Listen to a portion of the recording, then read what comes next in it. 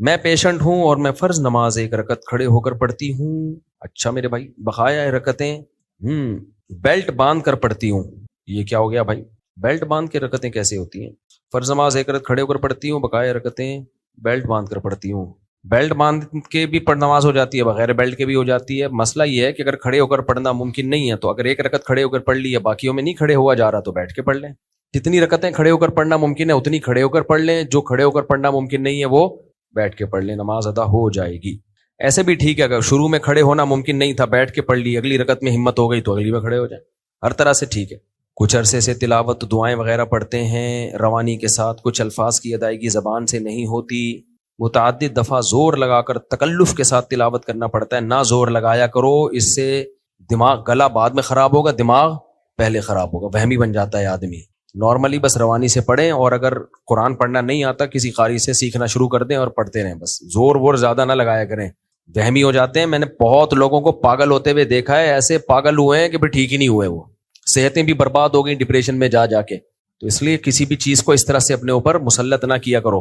مفتی صاحب, آپ کے لطیفوں اور قصوں کی کثرت, گستاخ سیاست دانوں کی بیجا تعریفیں اور قرآن والی غلطی پر کھل کر ندامت اور اعتراف نہ کرنا, ان چند باتوں پر عارفی نامہ کو آپ سے شدید بدگمانی ہے.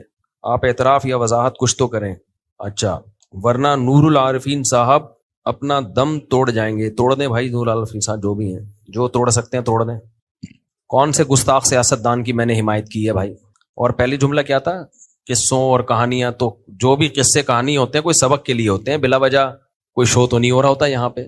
پورا 1-1.5 گھنٹے کا بیان ہوتا ہے, اس میں چند لطیفے آ جاتے ہیں جو کوئی موٹیویشن کے لیے ہوتے ہیں, وہ تو اچھا ہے, اس سے فائدہ ہوتا ہے لوگوں کو.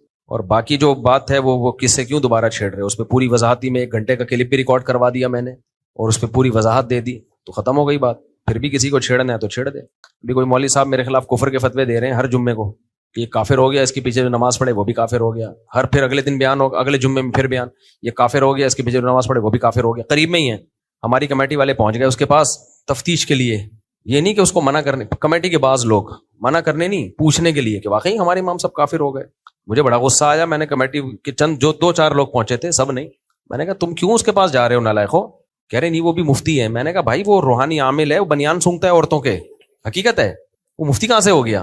اب اس کو تکلیف مجھ سے یہ نہیں ہے کہ میں نے کیا کہا کیا نہیں کہا, اس کو تکلیف ہے کہ میں عاملوں کے خلاف بولتا ہوں, تو اس کو تو موقع چاہیے مجھ پہ کفر کا فتویٰ لگانے کا. اور میں نے کہا دوسری بات, اگر تم نے اس کے فتوے کو ماننا ہے تو تم سب کا نکاح تو ٹوٹ گیا. پھر وہ تو یہ کہہ رہا ہے جو اس کے پیچھے نماز پڑھتا ہے اس کا نکاح ٹوٹ گیا. میں نے کہا رنڈوے ہو اس وقت, تو تم لوگ رنڈوے ہو. تو فتنہ فساد الگ چیز ہے, اصلاح الگ چیز ہے. تو سوسائٹی میں اصلاح کی کوشش کیا کرو, فساد کی کوشش مت کیا کرو.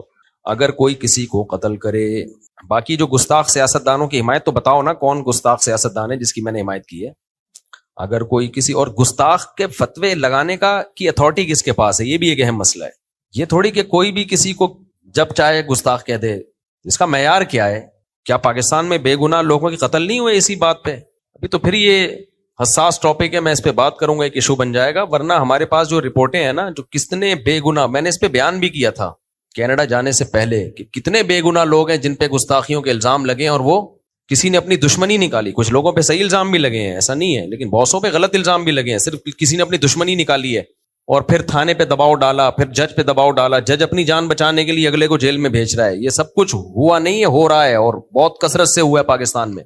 بندہ اٹھا کے ادھر مار دیا, کسی نے ادھر اٹھا کے بندے, بھائی یہ ملک ہے, یہ کیا ہے؟ یہ جو جب چاہے اٹھے, جس کو آپ کی ذاتی دشمنی چل رہی ہوتی ہے, آپ نے اس پہ گستاخی کا لگا دیا الزام اور اڑا دیا بندہ, ہیرو بھی بن جاتے ہو پھر آپ. یہ دنیا میں کسی ملک میں اتنی لا قانونیت نہیں ہے جتنی ہمارے یہاں ہے. تو وہ عامل ہے, بنیان سونگتا ہے, تو بیچارے کا کام یہی ہے فتوے لگانا میرے اوپر. ادھر قریب میں ہی ہے, تو چونکہ اس کی ظاہر ہے دکان بند ہو رہی ہے, میں بار بار جب سے میں نے بنیان سونگنے کا کہا ہے نا, وہ تو سونگتا ہے, وہ تو بالکل ہی ٹھا کر کے جا کے لگ رہی ہے. حالانکہ میں نے اس کا نام تھوڑی لیا, میں نے یہ تھوڑی کہا کہ وہ ایسا ہے, میں نے تو ویسے ہی کہا ہے کہ جو بھی عورتوں کے بنیان سونگتے ہیں, تو وہ فوراً کہتا ہے وہ تو میں سونگتا ہوں. دھوبی کو آپ اپنا بنیان دو نا میلا, اور کو تو اس کو سونگ, تاکہ پتہ چلے کتنا گندا ہے, تاکہ صرف اس حساب سے ڈالے. وہ سونگے گا کبھی بھی نہیں ہوگا, تیرا بنیان ہے میں کیوں سونگوں, ڈائریکٹ مشین میں ڈالوں گا میں اس کو.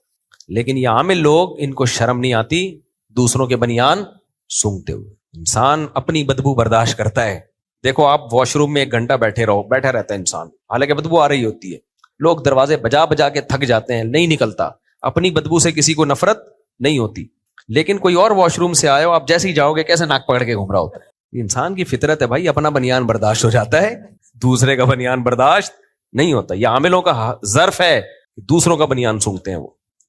ہاں، اگر کوئی کسی کو قتل کر دے اور پھر مقتول کے بھائیوں سے کہے کہ یہ نصیب میں لکھا ہوا تھا کہ اس کو میں ماروں گا، تو اس کا کیا جواب ہے؟ بہت آسان جواب ہے، آپ اس کو قتل کر دیں، بولیں تیرے نصیب میں بھی یہ لکھا ہوا۔ کیا خیال؟ زمین میری تم کاش کرو، نفع آدھا میرا آدھا تیرا، یا زمین میری تم کاش کرو، میرے لیے سال میں اتنا پیسہ دے دو، اس مسئلے کی وضاحت کریں۔ ڈاکٹر اسرار احمد نے کہا کہ حرام مطلق ہے، گاؤں دیہاتوں میں تو سب اسی طرح زمین دیتے ہیں۔ ڈاکٹر اسرار احمد بہت اچھے بڑے اسلامک اسکالر تھے، لیکن یہ مسئلے میں بہت بڑی غلطی کی ہے۔ صحابہ سے اس کا جواز ملتا ہے، حدیثوں سے بھی اس کا جواز ملتا ہے، انہوں نے اس کو سود کہا ہے، سود کا اس سے کوئی لینا دینا نہیں۔ بھائی زمین آپ کی، آپ کرائے پہ دے دیں اگلے کو، تو اس میں کرائے پر اجارہ تو شرعاً سب کے نزدیک جائز ہے، اس کے ناجائز ہونے کی کوئی دلیل نہیں ہے۔ اسی طرح صحابہ کے دور میں مزارعات کا رواج تھا کہ جس کی زمین ہے اس کو اپنے کسان کو دے دی، اور کسان کو یہ کہا کہ بھائی تو محنت کر، جو پیداوار ہوگی اتنے % میری اتنے % تیری۔ اب اس پہ بعض لوگوں کو اشکال ہوتا ہے کہ زمیندار تو بیٹھ کے کھا رہا ہے، بیٹھ کے نہیں کھا رہا، اس کی زمین استعمال ہو رہی ہے، کسی کا پیسہ استعمال ہوتا ہے، کسی کی محنت ہوتی ہے، جو غریب آدمی ہے وہ محنت کرتا ہے، جو پیسے والا آدمی بیٹھ کے کھاتا ہے، تو یہ تو اللہ کا بنایا ہوا نظام ہے۔ اگر پیسے والے نے بھی بیٹھے بغیر کھانا تھا تو پیسے کا فائدہ کیا ہوا اس کا؟ کیا خیال ہے بھائی؟ آدمی پیسہ کماتا ہے، دیکھو ہم کتنے لوگوں کو جانتے ہیں ساری زندگی محنت کر کے پیسہ کمایا، دکانیں بنائی، اب کہیں گے یار ہم نے بڑی محنت کر لی، اب ہم دکانیں کرائے پہ دے کے بیٹھ کے کھائیں گے۔ تو یہاں بھی اشکال ہوگا، یار تم دکان دے دی، اگلا دکان سے بزنس کر رہا ہے، محنت وہ کر رہا ہے، شٹر وہ بند کر رہا ہے، تالا وہ ڈال رہا ہے، ساری چیزوں کی حفاظت وہ کر رہا ہے، تم یہاں بیٹھ کے کھا رہے ہو، تو اس کو سود کہا جا سکتا ہے؟ تو جیسے دکان رینٹ پہ دے کے لوگ بیٹھ کے کھاتے ہیں، تو ایسے ہی زمین بھی رینٹ پہ دے کے بیٹھ کے کھانے میں شرعاً کوئی قباحت نہیں ہے، اس میں کوئی حرج نہیں ہے۔ ہاں ایک چیز ناجائز ہے اس میں، جو حدیث میں ممانعت ہے، وہ یہ ہے کہ جب زمیندار زمین کسان کو دے گا تو، اور کسان کو یہ کہا کہ پوری زمین پہ تم نے ٹماٹر اگانے ہیں مثلاً، تو یہ جائز نہیں ہے کہ یہ والے ٹکڑے سے جو پیداوار ہوگی یہ تمہاری ہوگی، باقی ساری کس کی ہوگی؟ میری، کیونکہ اس بات کا امکان ہے کہ اس ٹکڑے میں پیداوار ہی نہ ہو، یا اس میں کم ہو، یا اس میں بہت زیادہ ہو جائے۔ تو جتنی زمین دی ہے اس پوری میں شرکت کرنی پڑے گی بھائی، ٹوٹل جتنی پیداوار ہوگی اس میں اتنے % میرا، اتنے % تمہارا، تاکہ پیداوار کم ہو تو دونوں کے پروفٹ میں کمی ہو، پیداوار زیادہ ہو تو دونوں کے پروفٹ میں اضافہ ہو۔ سرمایہ دار کیا کرتا ہے؟ اضافہ سارا خود، اور اس کو اسپیسیفک ایک چیز پکڑا دی، نا نا نا نا نا، یہ اس مزدور پہ ظلم ہے بھائی۔ اگر پیداوار زیادہ ہوگی تو اس کا حصہ بھی زیادہ ہو جائے گا، پیداوار کم ہوگی تو اس کا حصہ اگر کم ہوگا تو تمہارا حصہ بھی کم ہو جائے گا۔ جیسے مشارکت اور مضاربت میں ہوتا ہے، آپ نے پیسہ لگایا تو نفع نقصان پہ ہوتا ہے بھائی، پروفٹ بڑھے گا تو اس کا بھی مارجن آف پروفٹ بڑھ جائے گا، تو پرسنٹیج کے حساب سے یہی فائدہ ہوتا ہے۔ تو زمین مزارعات پہ دینا بھی جائز ہے، یعنی کہ ایک کی زمین ہو اور دوسرے کی محنت ہو، اور پیداوار کو وہ لوگ پرسنٹیج کے حساب سے شرکت کر لیں، اور کرائے پہ دینا بھی شرعاً جائز ہے کہ آپ نے زمین دے دی بھائی مجھے کرایہ چاہیے اس کا، جیسے مکان کرائے پہ دیتے ہو آپ۔ امریکہ میں موجود اور وہیں کی نیشنلٹی کا حامل ایک نوجوان جو جسمانی طور پر خاصا مضبوط اور ذہنی طور پر معذور ہے، اس کے والدین اس کی شادی پاکستان میں موجود ایک لڑکی سے جو خود بھی تھوڑی سی ایب نارمل ہے اور اپنی سوتیلی ماں کے زیر کفالت ہے، اس سے کرنا چاہ رہے ہیں۔ کیا کوئی غلط بات تو نہیں ہے؟ کیونکہ لڑکے کو شادی یا طلاق کے مسئلے پر اور دیگر دنیاوی معاملات میں کچھ نہیں پتا، جو اس کے والدین کو بتا دیتے وہی کرتا ہے۔ آپ سے رہنمائی کا طالب ہوں کہ لڑکے کے نانا نے مجھ سے کہا ہے کہ آپ سے رہنمائی حاصل کروں۔ دیکھیں پاگلوں کی شادی بھی فقہا نے یہ بھی اس کے بھی حکام لکھے ہیں، کیونکہ شادی انسان کی جسمانی ضرورت ہے۔ بعض لوگ دماغی توازن ٹھیک نہیں ہوتا لیکن اس میں سیکشول ڈیزائرز بہت زیادہ ہوتی ہیں، تو شرعاً ان کی شادی بھی جائز ہے اسلام میں، لیکن ان کی جب شادی کی جائے گی تو سامنے والے کو بتا کے کی جائے گی۔ دھوکہ دے کے کی تو عورت کو ڈیورس کا حق، یعنی نکاح کے ختم کرنے کا حق حاصل ہوگا، تو بتا کے کی جائے گی بھائی ہمارا یہ بچہ تھوڑا سا پاگل ہے، جتنا ہے اتنا بتا دیں، تھوڑا ہے تو تھوڑا بتا دیں، زیادہ ہے تو زیادہ بتا دیں، تو ظاہر ہے سامنے والے رشتہ نہیں کریں گے۔ ہاں اگر سامنے والوں میں کوئی معذوری ہے، وہ بھی معذور بچی ہے، تو ان کو پتا ہے کہ بار ہماری بچی کے لیے کوئی رشتہ آئے گا نہیں، تو ہو سکتا ہے وہ کر دیں۔ تو یہ آپس کی انڈرسٹینڈنگ سے، دونوں کے ولی کی اجازت سے شرعاً جائز ہے، اس میں کوئی گناہ نہیں ہے۔ تو پھر دونوں کی نگرانی ماں باپ ہی کریں گے، ظاہر ہے، کیونکہ ان کو ایسے تو نہیں چھوڑا جا سکتا، دونوں پاگل ہیں، دو پاگل ایک جگہ جمع ہو جائیں تو آپ کو پتا ہے کہ، تو بہرحال شریعت میں یہ جائز ہے बशर्ते कि दोनों के वली इस पे राजी हो, फिर जायज है। निकाह में अल्लाह ने बहुत वसअत दी है। हमारे सेकुलर लिबरल लोग तो नहीं मानते ना, क्योंकि तो जिना के कायल हैं। मेरे जानने वालों में एक शादी ऐसी हुई है कि लड़का माजूर है, लड़का डिसेबल है, जहनी तौर पे थोड़ा माजूर है, थोड़ा नहीं काफी ज्यादा माजूर है, लेकिन लड़के वाले हैं करोड़पति अरबपति। अब जो लड़की है वो तलाक याफ्ता भी है, इंतहाई दर्जे की गरीब भी है। तो उस लड़की ने खुद ही उस माजूर से शादी की है। क्यों की है शादी? मेरे पास ये केस आया था। लड़के की माँ ने कहा हमारा बेटा माजूर है लेकिन हमने शादी करनी है क्योंकि इसमें डिजायर्स हैं, बालिग हो गया, पता चल जाता है ना माँ बाप को, भाई इसमें ख्वाहिश बहुत ज्यादा है, तो अब हम कहाँ शादी करें? मैंने कहा जो राजी हो जाए उससे कर दें, जो राजी हो जाए, धोखा ना दें किसी को, और लड़की को भी धोखा ना दिया जाए। ऐसा ना हो कि बाप पहना दे कि भी चलो। तो उनके लिए एक रिश्ता आया कि इंतहाई गरीब लड़की, तलाक याफ्ता भी, तो सूरत की भी कोई अच्छी नहीं थी। तो उस लड़की के माँ बाप, उस लड़की वाले अपनी बेटी को लेके घूम रहे हैं, कोई उनको सही आदमी मिल नहीं रहा शादी के लिए। तो लड़की समझदार है, तलाक याफ्ता है, बच्चे भी हैं उसके, तो लड़की राजी हो गई। क्यों राजी हुई? भाई मैं इंतहाई गरीब घराने की हूं, तो मुझे मेरा शौहर तो नहीं पालेगा, लेकिन सास ससुर मुझे, वो तो मुझे घर में इतने बड़े बंगले में ठिकाना मिल जाएगा, तो कोई बात नहीं, मैं शौहर को संभाल लूंगी, कोई बात नहीं, लेकिन मुझे एक ठिकाना मिल जाएगा। तो लड़की के माँ बाप ने भी सोचा हमारी बेटी घर घर धक्के खाती फिर रही है, कभी उसके घर मुलाजमत इज्जत भी महफूज नहीं है, तो इस्लाम ने बेहतरीन हल दिया है। भाई अगर आपको कोई रिश्ता ऐसा लगता है कि आप समझते हो कि आपके लिए बेहतर है, तो आप कर दें शादी उसकी। तो उन्होंने शादी कर दी, वो खुश है अल्हम्दुलिल्लाह, क्योंकि उसको एक बड़ा घर मिल गया, अच्छा खानदान मिल गया। तो और उस लड़की से कोई भी नॉर्मल आदमी शादी के लिए तैयार नहीं था। तो जहां धोखा होगा वहां जायज नहीं है, जहां धोखा ना हो वहां दोनों की म्यूचुअल अंडरस्टैंडिंग से, जब वो दोनों खुश हैं, तो किसी तीसरे को कबाब में हड्डी बनने की क्या जरूरत। मुमकिन है कुछ सेकुलर लिबरल लोग बोले लो एक अच्छी बड़ी लड़की माजूर के हवाले कर दी, भाई वो लड़की खुश है उस पे, ठीक है ना, क्योंकि वो वैसे ही घरों में जाके माजूरों की खिदमत करके पैसे कमा रही है। मैं अपने शौहर माजूर की खिदमत करके पैसे कमा लूं, अच्छा नहीं है क्या? मुझे विरासत भी मिलेगी, मुझे औलाद भी, औलाद माजूर नहीं होती, बाज दफा शौहर कोई डिसेबल होता है तो डॉक्टर कह देते हैं कि औलाद में ये बीमारी नहीं आएगी, तो मुझे औलाद मिल जाएगी, मुझे एक अच्छा ससुराल मिल गया। तो हर एक को सारी नेमतें नहीं मिलती, कुछ चीजों से बाज दफा दस्तबरदार होना पड़ता है। तो मेरे पास आया केस, मैंने कहा भाई जब लड़की भी खुश है और आप लोग भी उस लड़की को एक्सेप्ट कर रहे हो, तो लड़की की भी ऐश है, मजे हैं भाई, वरना वो मुझे पता था वो बेचारी घर करके धक्के खा रही थी। हमारे लिबरल लोगों के पास तो यही है कि बस उसको कहीं मासी बना दो, और कोई हल इन बेचारों के पास नहीं। उनके लिए तो ना तालीम के पैसे उनके पास कुछ भी नहीं है, और अगर तालीम हासिल कर भी ले तो डिजायर्स तो लड़की में भी है ना, खाली तालीम ही हर चीज का इलाज थोड़ी है, ख्वाहिशात तो उसमें भी हैं, तो जिना की तरफ जाएगी, पब्लिक प्रॉपर्टी बनेगी वो। तो इस्लाम ने हल बताया कि भाई लड़की और उसके वली अगर राजी हो तो फिर निकाह हो सकता है। उसमें कुछ, हाँ, उसमें लड़की के वली के जिम्मे है कि वो बेटी का फायदा देख के करे कि इसके नुकसानात कम हैं, इसके निकाह के फायदे ज्यादा हैं, तो करे। अगर वो समझता है कि नुकसानात ज्यादा हैं, फायदे कम हैं, मिसाल के तौर पर बाज दीवाने ऐसे होते हैं, मारते हैं पीटते हैं, पागल हो जाते हैं, ओ मुंह तोड़ देंगे, तो फिर नहीं फिर जायज नहीं है करना। भाई बाज पागल ऐसे होते हैं, वो बेचारा माजूर है जहनी, लेकिन ऐसा नहीं है ना कि मारता पीटता हो। बाज डिप्रेशन के मरीज होते हैं, वो गले दबा देते हैं। तो फिर ये नहीं है कि चूंकि पैसा मिलेगा तो बेटी को, पैसा मिलेगा, बच्चे की तो पैसा मिलेगा ना, टूट टाट के बराबर करके रख देगा थोड़े दिनों में। तो माजूर में भी फर्क होता है ना। मुफ्ती साहब मौत की फजीलत क्या है? मौत की कोई फजीलत नहीं है भाई, अल्लाह की राह में मौत की फजीलत बहुत है, शहादत जिसे कहते हैं, वो तो फजीलत ही फजीलत है, बाकी मरने की कोई खास फजीलत अभी तक रिपोर्ट आई नहीं है सामने। अच्छी मौत की फजीलत है, नेक अमाल पे मौत। सईद अनवर के बारे में हजरत तारिक जमील साहब की एक वीडियो में कहा कि वो, अबे क्या पागल आदमी, सईद अनवर साहब बड़े नेक आदमी, कितने ऐसी फजूल बात की किसी। मुफ्ती से मेरा आपसे ये सवाल है कि मेरी बहन के शौहर पाकिस्तान से बाहर हैं और वो बाहर काम करते हैं और बहुत गुस्से के तेज हैं, क्योंकि जाहिर है आपकी बहन के शौहर हैं वो। मेरी बहन को शक है कि इन पर किसी ने जादू कर लिया और मेरी बहन इनके पास जाना चाहती है, इस मसले में वो क्या करे? कोई जादू वादू नहीं किया, जो गुस्से के तेज होते हैं वो वैसे ही पागल होते हैं। सोसाइटी में गुस्से का तेज आदमी कभी भी सरवाइव नहीं कर सकता, ना वो घर चला सकता है, ना वो दोस्तियां निभा सकता है, ना वो कस्टमर। देखो एयर होस्टेस से इबरत हासिल किया करो, पैसों की खातिर कितना बर्दाश्त करती है यार। जहाज में इतनी लंबी लंबी फ्लाइटों में जॉब करना खुदा की कसम आसान काम, मैं कहता हूं कंडक्टर की जॉब आसान है एयर होस्टेस से। लोग मरते हैं कि लड़कियां मरती हैं एयर होस्टेस बने, कंडक्टर हर अड्डे पे उतर जाता है नीचे, ठीक है ना, थोड़ी देर में, और चलो मौलवी साहब सूफी साहब धक्के भी देता है लोगों को, चलो आगे।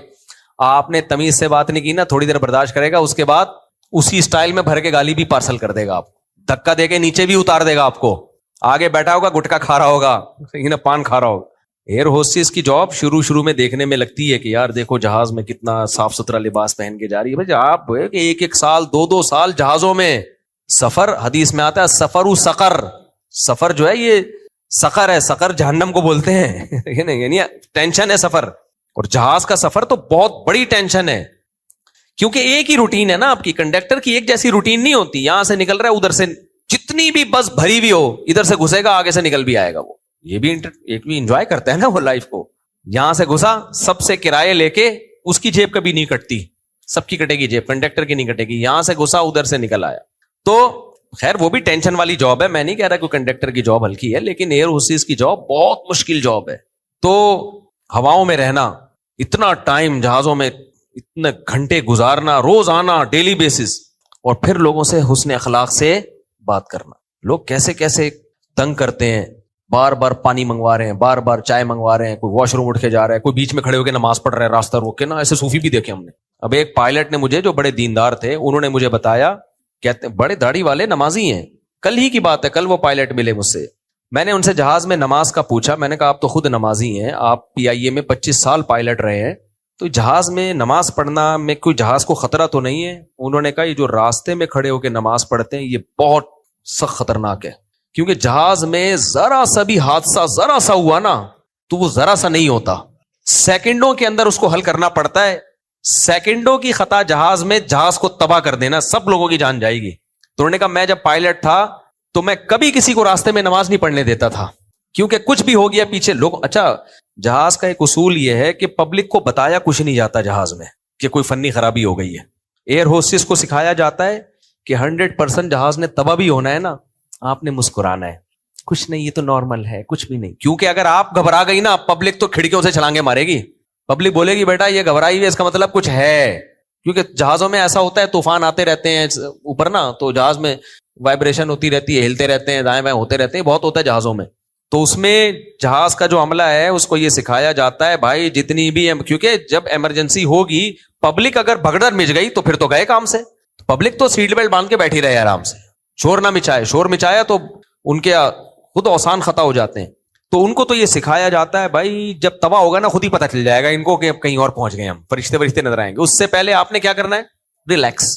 تو اب کل کی بات ہے, ہمارے دوست ہیں PIA میں 25 سال پائلٹ رہے ہیں, دعوت تھی, بیان بھی تھا, دعوت بھی تھی. انہوں نے بتایا, میں نے نماز کا ان سے پوچھا نا, تو میں چاہتا ہوں تاکہ تحقیق کروں نا کہ واقعی کھڑے ہو کے بیچ میں کیونکہ بیچ میں ہی جگہ ہوتی ہے زیادہ تر. تو انہوں نے کہا کہ بھائی یہ اتنا ڈینجرس ہے, اتنا ڈینجرس ہے, ذرا سا کوئی خرابی ہو گئی نا جہاز کی دم میں, انہوں نے دم نہیں بولا, میں تو وہ ٹرمینالوجی استعمال نہیں کروں گا نا جو پائلٹوں کی ہوتی ہے, دم میں آگ لگ گئی فرض کرو, تو سیکنڈوں کے اندر عملے کو بھاگنا ہوتا ہے, اس میں یہ نہیں ہوتا بیچ میں نیت باندھ کے بندہ کھڑا ہوا ہے.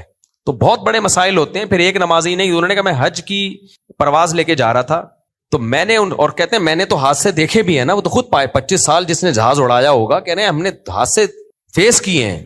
جب میں کئی پائلٹوں سے ملا ہوں, بعض دفعہ جہاز میں جو کو پائلٹ ہے وہ بھی گپ شپ کے لیے آ جاتے ہیں کبھی, جو فارغ ہوتے ہیں نا, تو میں ان سے بہت پوچھتا ہوں, میں نے ایسے ایسے واقعات جہازوں کے دیکھے تو میں تو سناتے ہوئے ڈر رہا ہوں کہ لوگ سفر نہ کرنا چھوڑ دیں. ایک پائلٹ نے مجھے بتایا, میں شاید سعودی عرب جا رہا تھا, کو پائلٹ تھے وہ, یا کو نہیں ہوں گے, کو ہوں گے بہرحال, تو بیٹھے ہوئے گپ شپ ہو رہی. میں نے کہا آپ اتنے عرصے جہاز اڑا رہے ہیں, کوئی حادثہ؟ انہوں نے کہا میں نے ایک حادثہ دیکھا, ہم نے خیر ہم جہاز اڑا رہے تھے, رشیا جا رہے تھے ہم.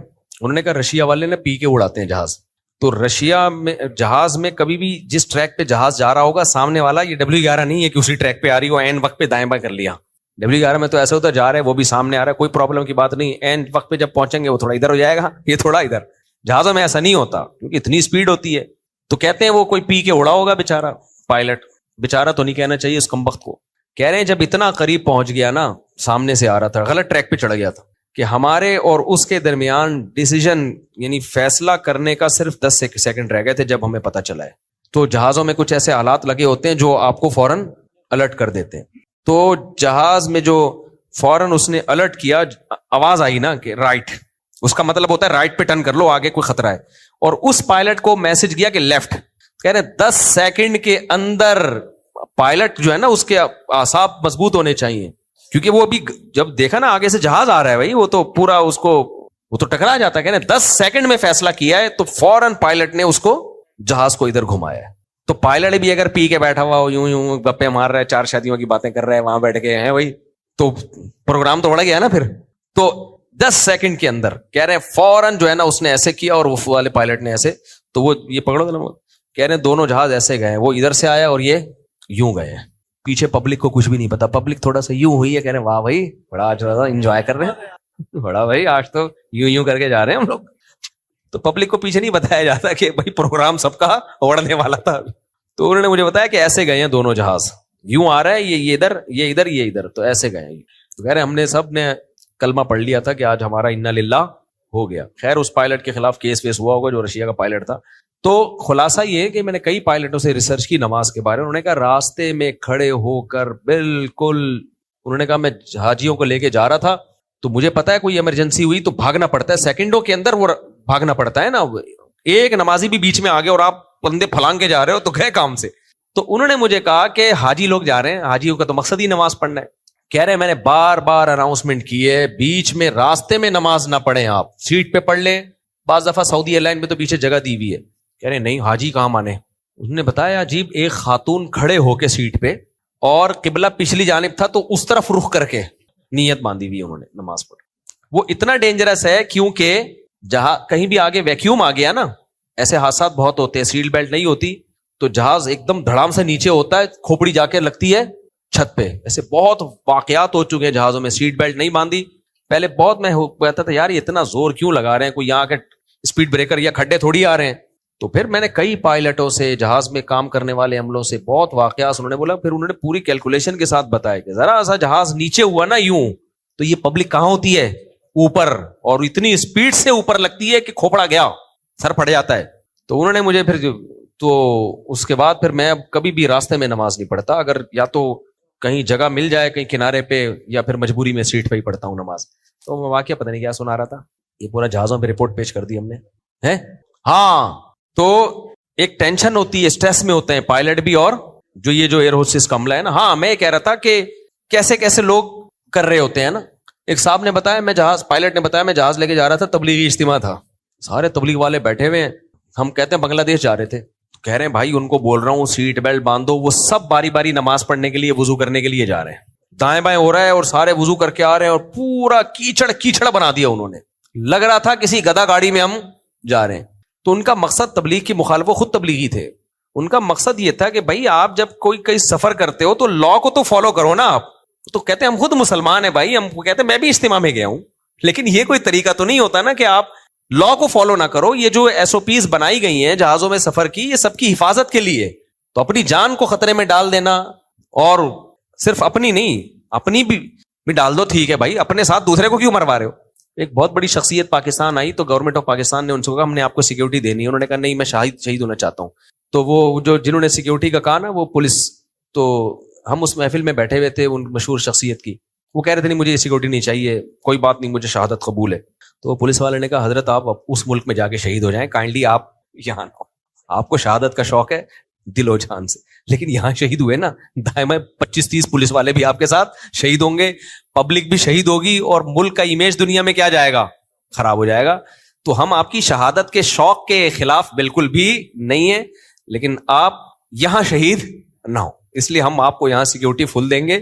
باقی آپ کہیں اور کسی ملک میں جا کے اگر آپ کو شہید ہونے کا شوق ہے تو ہماری طرف سے جنت میں جانے پر آپ کی طرف سے کوئی پابندی نہیں.